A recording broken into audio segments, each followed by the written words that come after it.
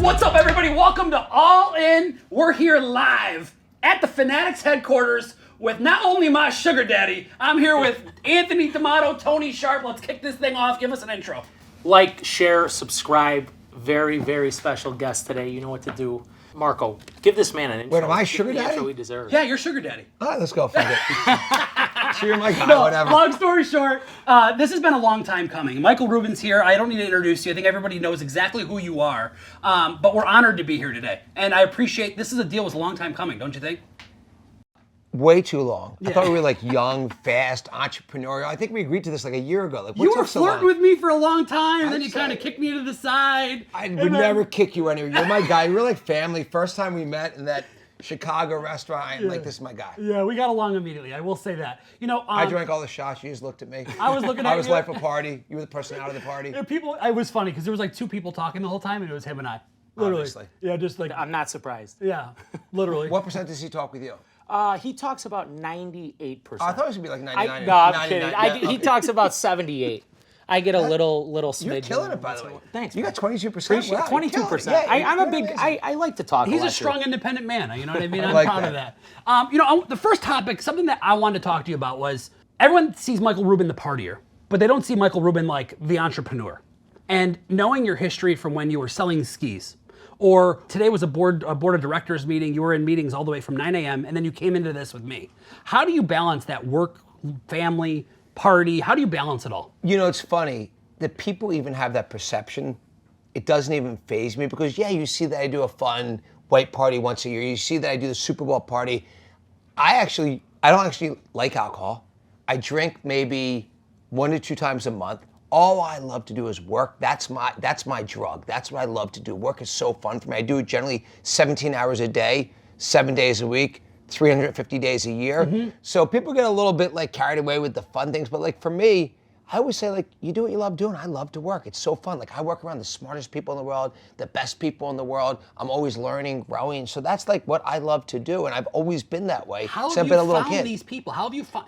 Your team is so dynamic. How have you found them all? Has it been you? Well, you know, when I was a young entrepreneur, I think I was much more of a doer myself. And today we have 22,000 employees. 22,000. And what you learn is that you can only win based on the team you put together. If you study sports, right, you got to get great athletes and then get them to work together, right? Yeah. You need both to win, right? You can have the best talent in the world, but if they don't work together, you're fucked. You're losing. And if you have incredible people who work together, but they don't have the talent, it's not going to work. And so for me, what I'm always looking to do is get the best talent and get them to really come together. Yeah. Yeah, I wanted to ask you about that.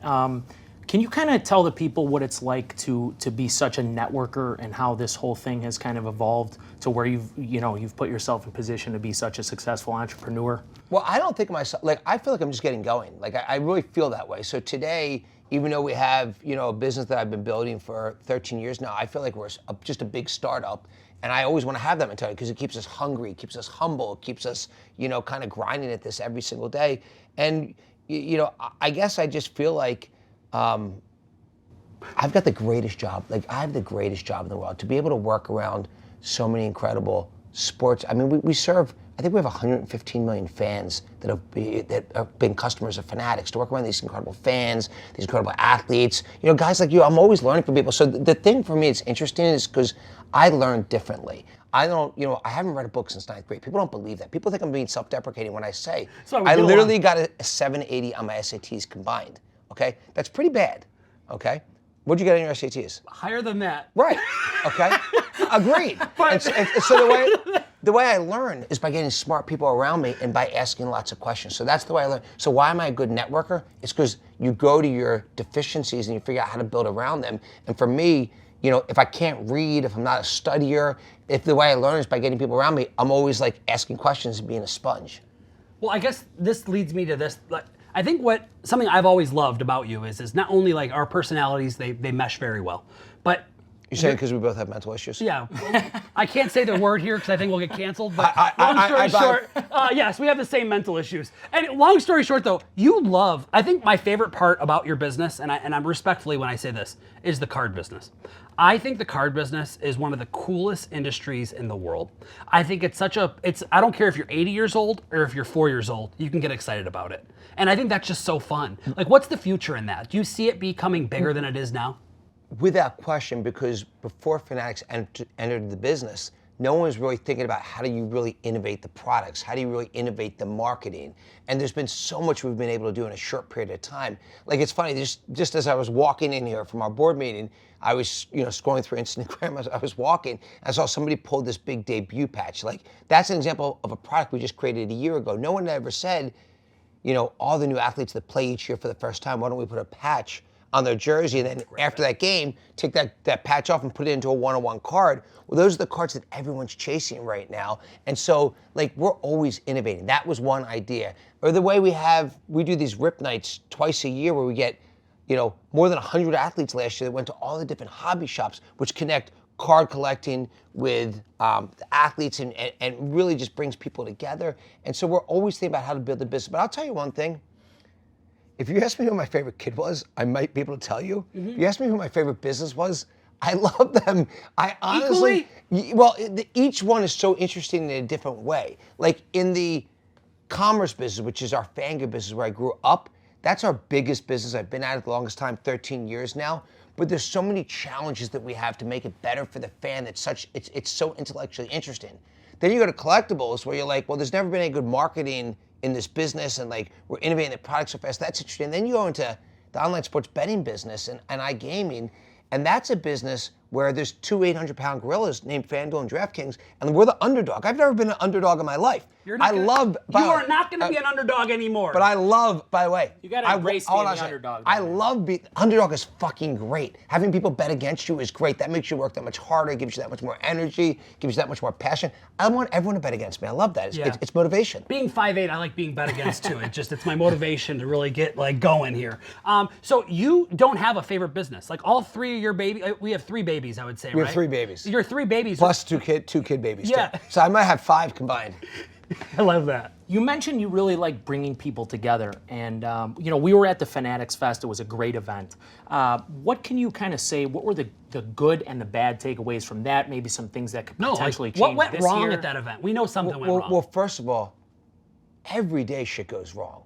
Like if someone doesn't believe that when you run an entrepreneurial, fast-growing company like this, I've been with you guys for 5 minutes now. If I go look at my phone, there's gonna be multiple text messages. Some will be good, some will be bad. That's called life, that's called business. It's kind of like when you look at scores in a game, okay? Yeah. They're not often all great and they're not often all bad. I can say that. Okay, Yeah. you got a little experience. I can verify that. Yeah, you got a little experience there. So for me, that's the action that I love. Like people say to me, like, someone just asked me, and I think they thought I was really weird. They asked me a couple nights ago, they said like, Michael, you're talking about all these things about business. Like, what do you like to do for fun? How do you decompress? I'm like, I work.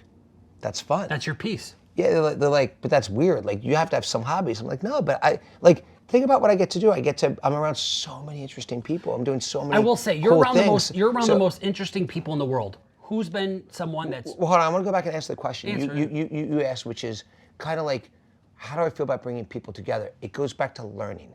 That's the way I learn. So I'm always asking questions. Like you and I talked. I FaceTime you when I was rooting for your game against the Fanatics Sportsbook on Sunday. I can verify he was trying to wheel home a $2 million win for me.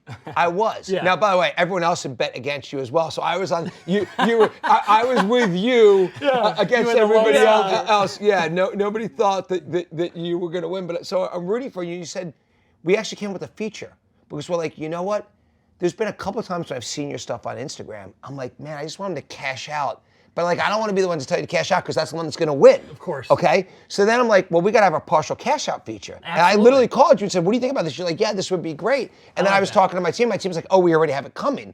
Okay? So it's like that type of interaction is how we learn. So bringing people together is how I learn. When you do something like Fanatics Fest, oh my God, there's so many things go wrong.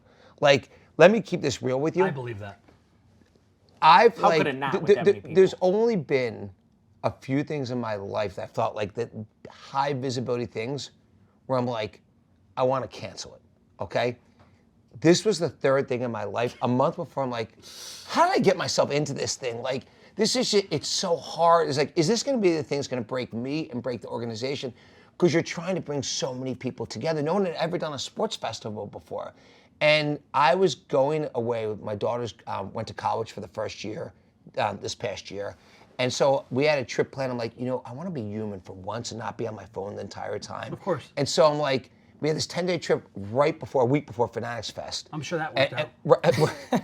So she always brings a friend, and we always have friends around, so I can kind of sneak off and be on the phone. But anyway, I'm like, I want to cancel this thing. Because, and by the way, we only had like a month, maybe 3 weeks before, we had maybe 6,000 tickets sold, 8,000 tickets. So I'm like, you have this fear of like, you do this crazy big event. It's not going to work. Are people not going to show up? Okay, Wow. It's like a crazy fear I have. No, it's a realistic fear, though. Right. Well, but you got to make sure it's not realistic because you just have to outwork it. How much did it cost the company to put that? Well, I'm going to answer that question for you in 1 second. But so, my reaction was, you know what? Maybe we just like, great idea, wrong time. Okay. Should we do it later? And I'm like, I'm thinking through like, what would be the repercussions of canceling? I'm like, stop being a bitch.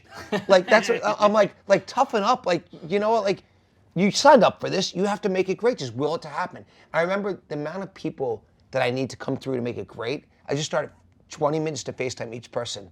Yo, Kevin Hart or Tom Brady or Jay or this person or that person. Just calling everybody. Just saying like, yo, just talking and getting them excited for it. And the great thing was, the people that were important to us showed up in such a big way. They did. That's what made me feel so great. And by the way, everyone had an amazing time.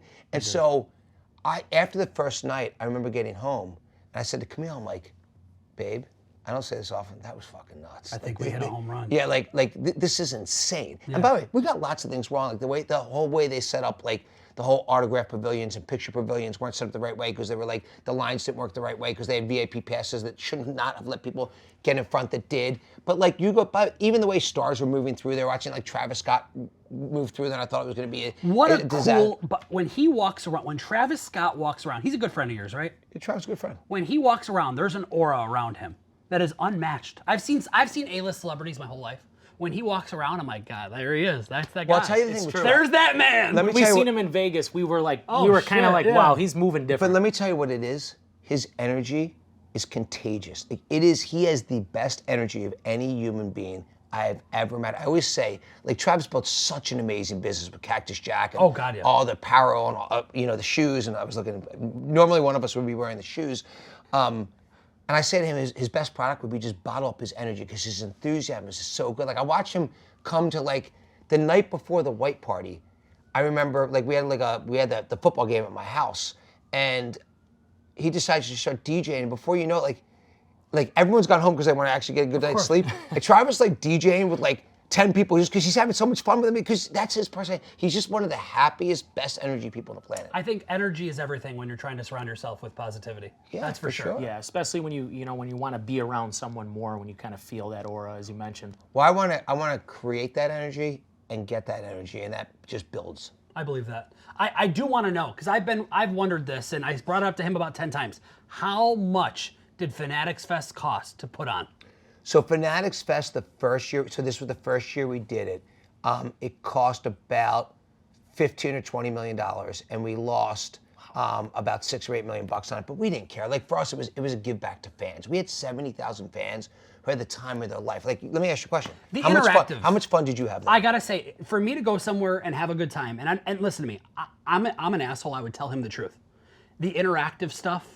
The stuff that kept me engaged as a sports fan, whether it was the running the 40-yard dash. Did you do that? I did, and How'd you do? Not too good. Who'd you race against? No one, actually. He wouldn't do it with me. I was with some random. But I think everything you did there, it just checked so many boxes for me because when I get somewhere, I get bored easy, and that kept me intrigued the whole time. So the crazy thing is we came out of there, and I had probably 200 individual notes about what I thought we needed to do to make it better for next year. Okay. So I didn't walk out of there saying, hey, let's celebrate this. I walked out of there saying, what are all the things to make it better next What's year? next? I like that a Well, lot. I could just tell you that, we enjoyed our time there. We loved it. But the one thing that we kept talking about was if you're a kid and you get to be a part of this experience in so many different ways of a lot of the things that you guys provided, whether it be, cards or the whole WWE entrance or the whole, the 40-yard dash, as you mentioned. I think it's so important that while you are as busy as you are kind of putting everything together from an entrepreneurial standpoint, from a networking standpoint, from a sports standpoint, that you do focus on like giving kids and an experience and something that lasts a lifetime. You know what I'm saying? Look, we're in the sports business. Yeah. I mean, sports bring everyone together. I agree with that. It's the, by the way, like your team, don't like your team, competing, agreeing. Like sports bring communities together. So for me, that's why I say I have the greatest job in the world. We were talking about today in our board meeting just about, just how much passion there is for what we do. People have so much excitement when they buy a jersey from us, when they, buy cards from us, when they bet with us. Sports brings people through bad times. I'm sitting here watching your crazy bets, rooting for you, watching these games, rooting for you, because it's like, it's crazy. It's just that's the passion that you have in sports. I feel that. And I do. I love sport. I think I might love sports more than him, which is hard to do. But I found the right home because this Fanatics is the home of sports and everything about it. And I'm excited to kind of bring it to the next level. So it is football season. You've been watching football with me all year. I have. Do you have like a Super Bowl prediction? Do you have like someone that you got something for me? I mean, I feel like I'm going to go with my heart. I'm going to go with what I actually think. I think my heart tells me it's going to be the Chiefs and the Eagles. We get a replay. Okay. And of course, the Eagles are going to win. The Chiefs, though, this year, if one possession games went the opposite way, It's been crazy. Okay. It's been crazy. I got a vendetta they've against- saved bettors this year like crazy because the amount of parlays that they didn't break. I think actually They've killed us. They've killed me. Yeah.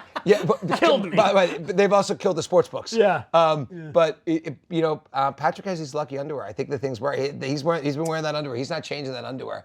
I actually said there was some story about his underwear. I sent him a note. I said, we need this to cut him up in the cards. Literally. He's like, when I'm done. That would be unreal. Yeah, no, 100%. Those underwear got to come in cards. I mean, whatever he's got going, it's working. He's definitely got, man, that guy's got some good luck this year. So that's your brain. So who's your heart? Who do I really, no, that's my heart. That's your heart. Because I he want thinks it to the be Eagles the are gonna win. Eagles. It's the Eagles and the Chiefs, and I want the Eagles to win. Okay. Who's my brain? I think it's going to be Detroit, and I think it's going to be Detroit and the Chiefs. And I got to tell you something. You're 100% right. How many games were one possession games? I can tell you this: Chiefs ain't going nowhere in the playoffs. Okay. You could document. But my it. devil's advocate, though. I just think sometimes people know how to get it done when it matters. Like, look at, by the way, today's Brady Day, okay? And I think Brady's in this office somewhere today, by the way. It's Brady Day, and talk about a guy who, I haven't seen him, but it's Brady Day, and he's in this office I don't somewhere know if I'm today. ready for that. Did you create Brady Day? Mike Mann, who's the CEO of the collectibles business, came up with this idea. It's like, it's 12/12, it's Brady Day. We got to make this a holiday. By the way, It how do we does not make have a holiday? I sense. mean, by the way, Brady's been a holiday for Fanatics for like as long as I've known him. So, the guy's Speaking of sold Brady more Day. jerseys than anybody in the world. I got you on one. Yeah. I got a good one for you. Go ahead. So you've met all the sports stars in the world. Every sports star knows exactly who you are. Who's on your Mount Rushmore of sports? Who? If you had to pick the Mount Rushmore of sports, who is it? How many people are on Mount Rushmore? Four. I was thinking the same thing. By the way, Four. don't. I thought it might be three. Give me your four. Hold on, who's on Mount Rushmore for real? It's 4 presidents, isn't it? Who are they? Yeah, George Oh, Washington. no, I asked him. I dropped out of college, cuz. I ain't go to college. I dropped out. I'm a dropout. Who is it? George Washington, Abraham Lincoln. Here's the good news. I don't know. Hey, the good news is I'm out of answer, so I'm glad you So don't know. I'm that. going to pick 4 people. I think I would pick people based on more than just what you see. Okay. So the first person we're just talking about has got to be Brady. Okay. Because for Brady, it was that will to win. And what I love so much about Tom is that same tenacity that made him who he is as a football player is what he's doing now in business and in everything else he does. Okay. And his work ethic is insane. He's like the guy I talk to first in the morning. He's up at like 5 o'clock every morning. He's on top of everything. Like, I just love that work ethic that he has. 2 would be Kobe, okay? And Kobe, again, it goes back to, like, maybe it's just people I have so much respect for. It's just work ethic. Okay. He had it. He has, he just, like, I remember when he was getting into business in like 2011, 2012, he would call me at the end of games all the time to ask business questions. It's like, here he's winning games and grinding for basketball. But then trying to learn. He's grinding in business, and I respected that. So that would be my second. My third would be Bron. Bron is just so special. And I'm not in the Bron Jordan debate, but I'm just saying, like the guy's, is he 40 yet? I think he's 40. He is 40. Right, okay. He's superhuman. Okay, say whatever you want to say. I couldn't do what he's doing, and I could admit that. His level of play. To be clear, you would 20, 23, 25, 27. You never could do what he was doing. I'm 35. Do you think I was 33? No, I'm saying at 20. I'm saying in the most athletic times in your life, Real quick, you could not do what he was doing. I will say right now, I probably can outshoot LeBron James from 3. Okay. Right now. Okay. So I'll tell you what. What odds would you like? And we're gonna make this bet happen. Can we put up on the sports book? Can we get like a little little thing? This is actually by the way, there is that guy I told you I heard was in this office today. What's up, man? All right, brother. Who's here? on? What's up, big dog? Cousin Tommy, how you doing? Marco. Marco, Pleasure. Tom, how you doing? What's up, What my a man? surprise. Anthony, very nice to meet you. Anthony? Yep. What do you guys got? You gonna hang out with us? Sure. All right, let's do this. Let's do it. So these guys. All in sports. What's that? All in sports. I like that. So Marco's my boy, who is he's got a gambling podcast that he's broadening it out, and so he just started working with Fanatics. So today he's talking about all things sports, not just gambling. So I was one of his first guests in this new podcast. And since you walked by, we got to bring you into this. And So now you're guest 1.2. Yeah, 1.2. I'm following him. I'm cool with that. Let's do it. so this guy just pulled him from walking down the halls here Yeah, on it's Brady Kinda Day. nice, actually. Yeah. What do you want to know from this Meant guy? to be. Actually, now that it happens to be coincidental that Ethan's here. Ethan's going to be probably entering the draft after next year. And Awesome. Ethan is not getting at least in my opinion, because his dad is my best friend. And he's not getting like that draft attention that I feel like he should get. Yep. And I look back and I go, what's a quarterback that didn't get a lot of draft attention? And that's you. So what would be your recommendation to try and stand out and be the difference and make it to the next level? I think first of all, I wouldn't really care about the draft attention. I think that if you continue to be a great player, they're ultimately going to find you. Believe me, everyone's looking for good quarterbacks. Everyone's looking for good players. I think there's a lot fewer of them than there actually used to be for a lot of different reasons. And I think a lot of the reasons are we're too worried about what people think of us and how much attention we're getting. I think you should just go do the hard work every single day when people aren't watching. Even when I got drafted and I went to the Patriots at 199, it was a 6th-round pick, and then I wasn't playing my first year. Mm-hmm. And every Friday morning, I would call the strength and conditioning coach of our team, and we would meet at 6 a.m. Our first squad meeting was at 7:30, and I'd meet him in our indoor facility, and we would go train for an hour and a half when no one else was there, nobody else was watching. And I wasn't there to do it to, have people know about it. I was there because I really This was voluntary. What? Well, it was just me and him. Yeah, and I it's just hard knew work. that if I got that time with him, then I was going to work on my jumping, work on my running, work on a lot of things that I was deficient in. And we're all deficient in certain areas. None of us are born have all the skill of everything. We're constantly a work in progress. And Some of us have a lot of deficiencies, by the way. You know what I mean?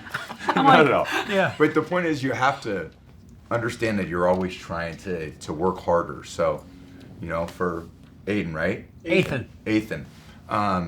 You're just gonna have to work at it every single day. If it's important to you, then you got to get up every day and be really self-motivated to go out there and improve all your weaknesses. And who gives a shit if they give you anything or not? Who cares if anyone's paying attention? It's really up to you to look at yourself in the mirror every day and say, did I give this my best?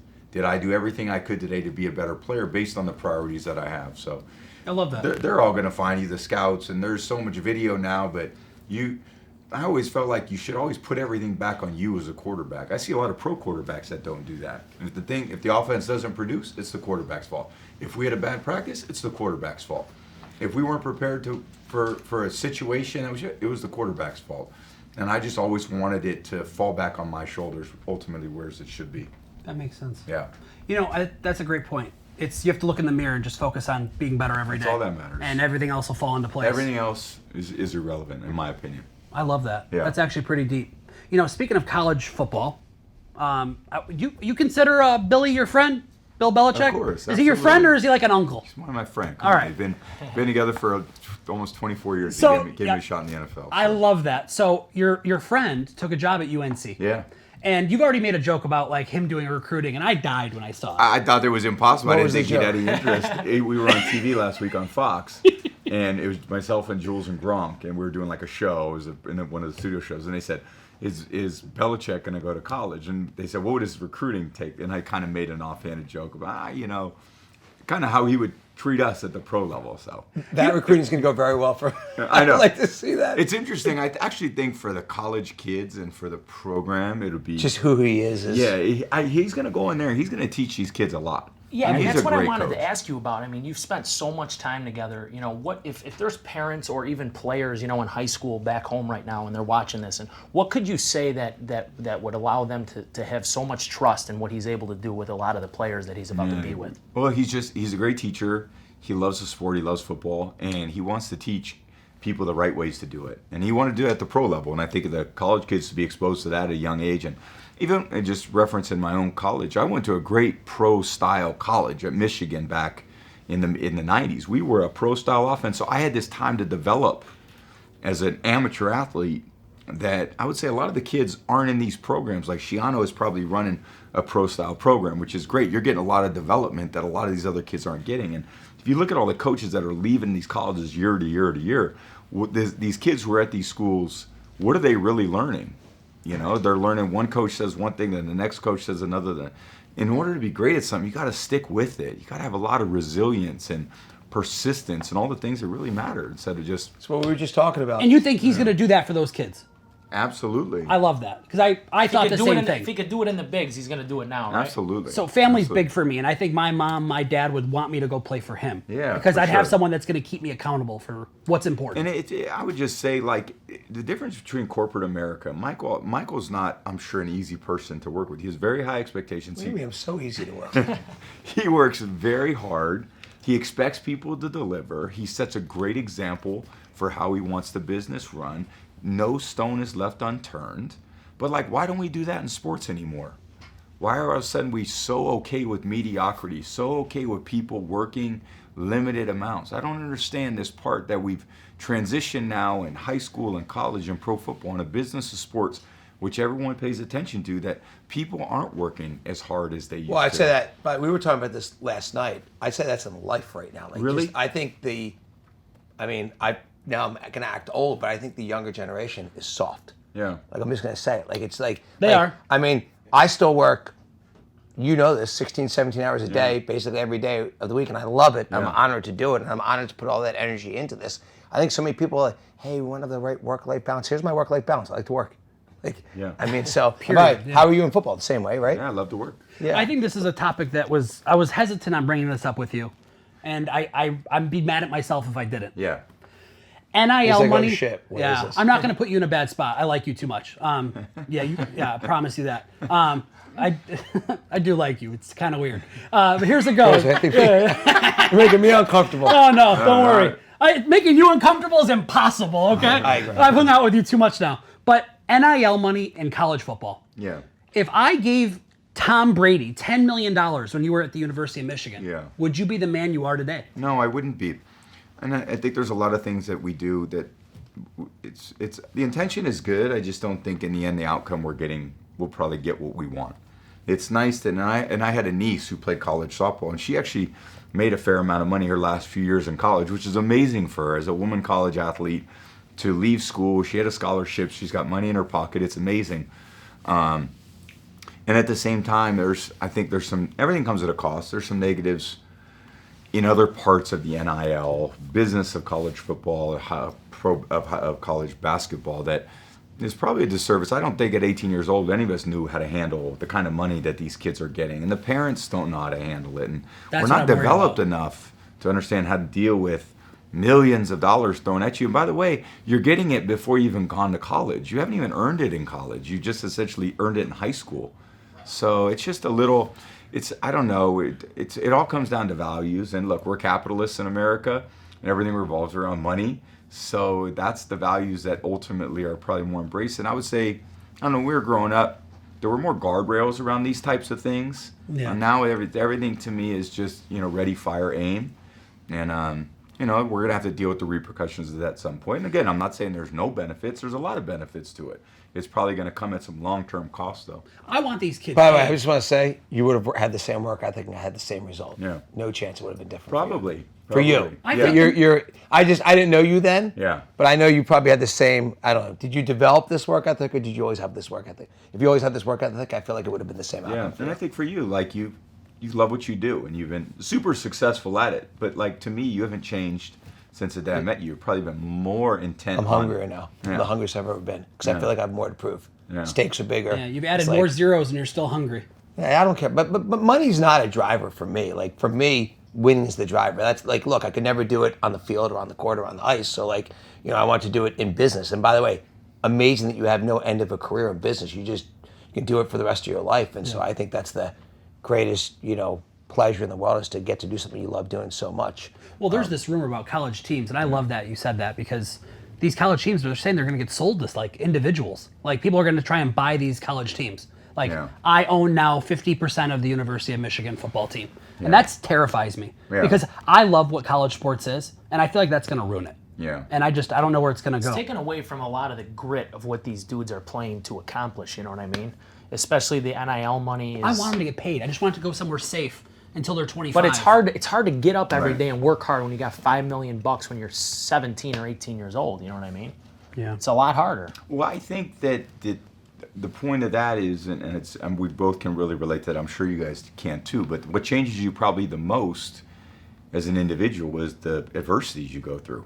And For sure. So to me, when you fail, and you really worry about being drafted, or you really worry about playing, well, that forces you. You get really motivated by the things that don't go the way you want. And like we all wanted to go to college and start right away. Now, was I prepared to do that? No. But you know what? After 3 years of working really hard, I felt like I earned that with my teammates, and I was really prepared to do it, and I didn't take it for granted, and I wanted to still prove it. So, again, I think when you give, we all raise our children a certain way. We don't give them everything. We don't spoil the kids, and I just think now we're just spoiling older kids in a lot of ways. And again, that's not probably the best way to go about it.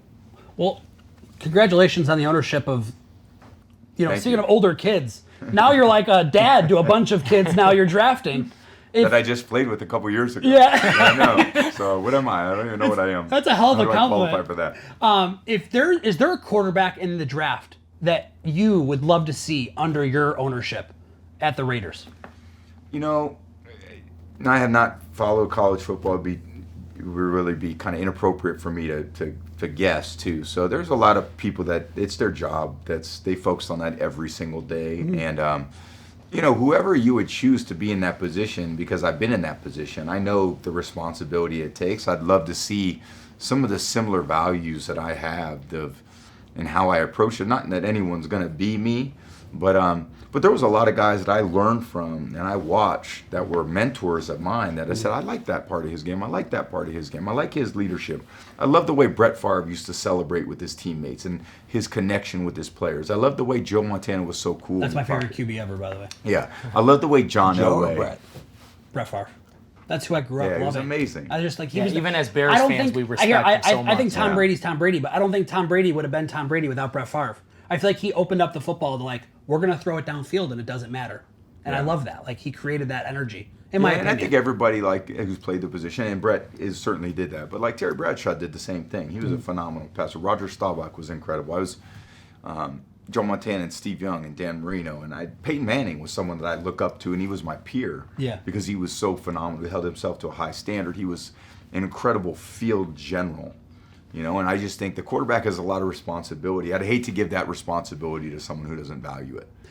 Yeah, well, I think what we're seeing right now in the NFL, and I think you can speak to this better than I can, but I think we're pushing these young QBs too fast. I think hey, you got drafted, you're up. Hey, wait, why don't we teach that's them? lame. I think that's the terrible way. I think that in general, and Michael would say this about Fanatics, you don't put someone in a position until they've earned it, until they're ready. Now, it's nice maybe they're not perfectly prepared, but that's why you have a great mentor to mentor them along. You would never put someone in a position of authority that hasn't gone out there and earned it. And again, that's I think of the big institutions in America.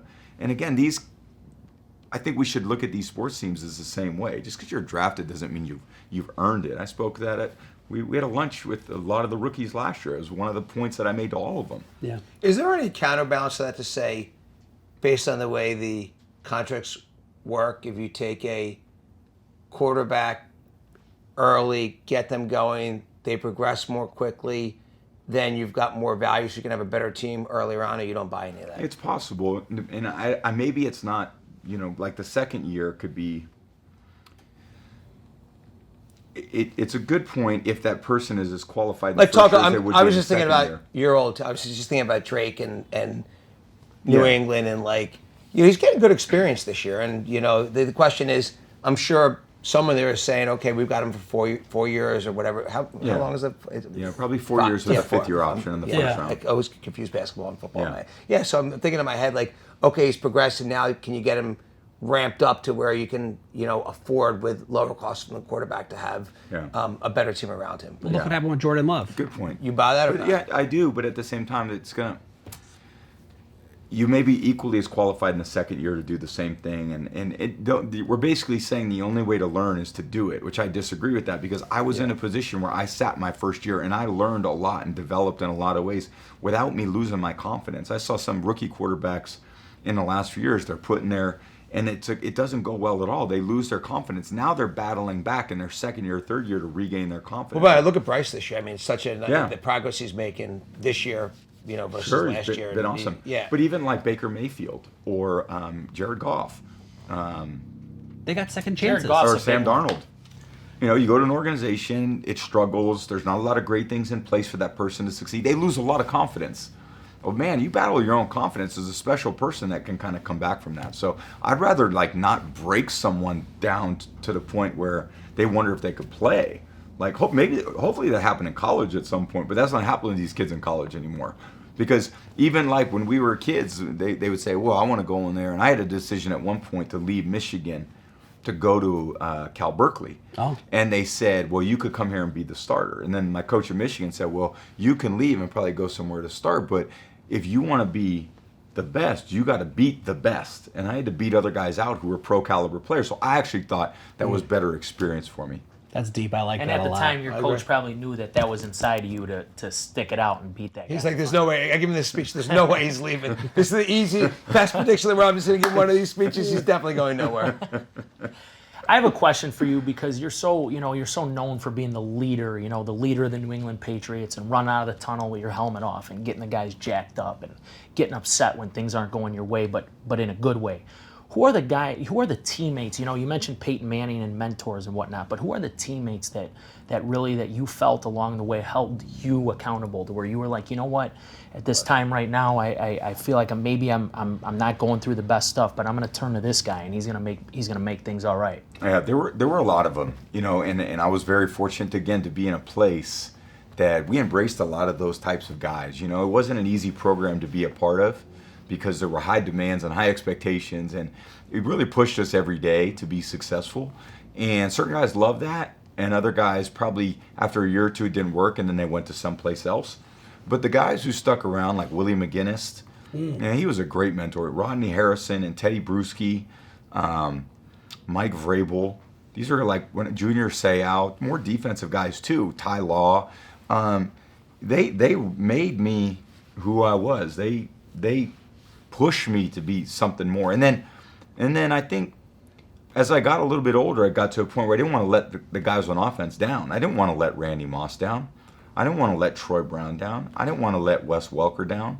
And then Edelman, and then Gronk, and then Amendola and Kevin Falk, because I thought they were working so hard and they were so great. I didn't want to be the guy that was letting everyone down. In fact, my probably number one goal as a player was to never be the reason why we lost the game. That was probably my motivation, more so than if we won, I was really happy. If I lost, I would man, it was on me. And there were games where I threw 4 picks, once against Denver, once against Kansas City. Man, I was crushed because I felt like I'm the reason why we lost. And that was great motivation for me to wake up the next day and do better. I love that. I still feel like you picked the Raiders to go be part of the ownership there so you could beat KC in a weird way. Same. I just Not quite. no, I just feel like there was an Good ulterior conspiracy motive. theory, though. I know, that's a really Yeah, good you're like, thought. oh, Patty, Yeah. I'm coming back, baby. It's in a different way. Yeah, but they got a lot of good things going, and I think they have that same type of accountability now. No one wants to let Patrick down. Okay, so we were just talking about Patrick before you walked in. Yeah, How would you say his luck is this year? phenomenal. I mean, did you ever have a year with that kind of luck? I mean, what did you just tell me? There were 8 games that he's won by. If all one possession games went the opposite way, Kansas City's 2-10. Incredible. That's unreal. Yeah. And some It's crazy turn of events. I mean, blocked missed chip punts, shots. blocked field goal. I mean, last week into the side. hits Running the post. ball out. Saying They're the running the goal. ball out, the Yeah. Raiders. It's crazy. Yeah. There's a lot of crazy things, and you don't get them all in one Did you year. get that I mean, much certain- luck in your career? Never probably in one season. I mean, there were definitely games where I was in a Super Bowl in 2003. This is the last drive of the game. 2000, we were playing Carolina Panthers. 4th quarter, tie ball game, and I get the snap. I roll to the left, and we got backed up. So let me just go back a couple plays. We got a pretty good kick. They kicked off. I think they kicked the ball out of bounds. So we had a really great start of field position to go in there for a game-winning field goal. I threw a ball to Troy Brown, which was a great throw. They called offensive pass interference on us, which backed us back up like 15 yards. So we had a long yardage situation. So coach called a play where I'm going to roll out to the left. Catch it, roll out to the left. I pick my guy to throw. I cut it loose. Guy jumps up, catches the ball, our guy. I wasn't trying to throw him the ball. I was trying to throw the guy behind him the ball, and Troy Brown catches it. And I was like, oh shit.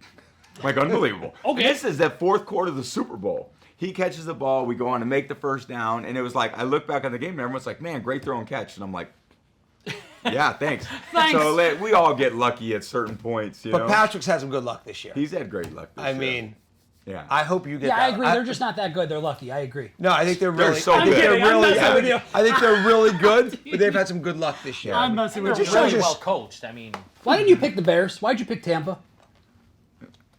we would have loved if you picked the ultimately, Tell me why you cheated on me, Tom. Tell me. Because Because we wanted you. We're born and raised in Chicago. You know, We they live had there. a good thing going, and I liked a lot of the people there, and they recruited me pretty hard.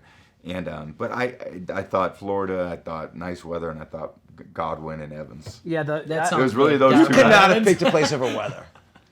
No, it wasn't that. I mean, might look, lose a little As you respect. get a little I might- older, Florida makes No, sense. I think what I mean, he happened is was- getting older, but I mean, I don't know. Everyone retires in Florida, but I wanted to go to a place where that had really great.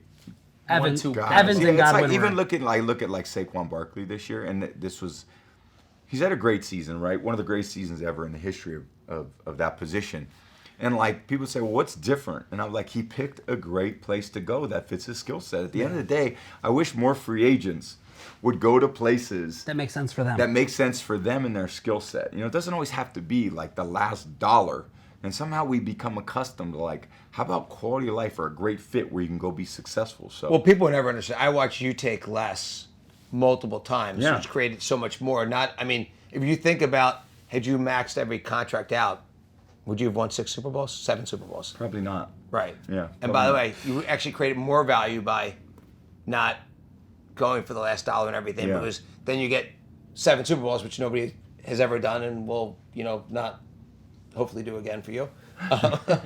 No. Patrick, take it easy. Slow down, Patrick. No. He ain't doing nothing no more. I'm just kidding. You helped yourself once though with Patrick. You took one away at least. Yeah. Yeah. Yeah. Yeah. I want to talk to you about a guy though. So I'm 31. Okay. So Okay. you got drafted in '99. I was 6 years old. That was the first year I ever played football. So growing up, I will sit here and tell you that you were absolutely my favorite player. I love to watch you play. Thanks, man. I appreciate it. A lot of which was battling a You lot told me of. Patrick Mahomes 5 minutes ago. No, I missed that part. Run the but- tape back. but when you retired, there's a guy that I've always loved along the way as well, and it's a 16-year vet, and it's Matthew Stafford. Yeah. And can you kind of just talk us through Matthew Stafford and the adversity that he's faced? I mean, 10 years in Detroit, wasn't really winning a lot of games, but never gave up. Then it went and got himself a Super Bowl. Still in the game right now. I Yeah. mean, what he's doing is just incredible to me. Yeah, incredible, and he's playing great football, and he's also like, taking all those years in Detroit where it didn't go his way, it was a tough environment, and then took that to LA and, with McVay, that again ended up being a good fit for him. So football is the ultimate team sport. It's a lot different. Basketball, I think you can put two good players together, and then you get a third man, you're a team. Like football is an orchestra. You need a lot of good decisions and a lot of good people in their roles to elevate your team to a Super Bowl title. Like even for a quarterback, you could be a great quarterback, but if you don't have a defense, you don't have receivers, you don't have a coach that's putting you in a good position to make plays, it's a challenge. So hopefully when you're in that system for a long period of time, you can have enough input and change an organization. That's what I actually think a good quarterback does. A good quarterback changes an organization because everyone morphs to develop around your work ethic, your skill set, your style of play. And if you're there long enough, then you can get the right coordinator, and then you become a really integral part of every game planning, meeting and so forth.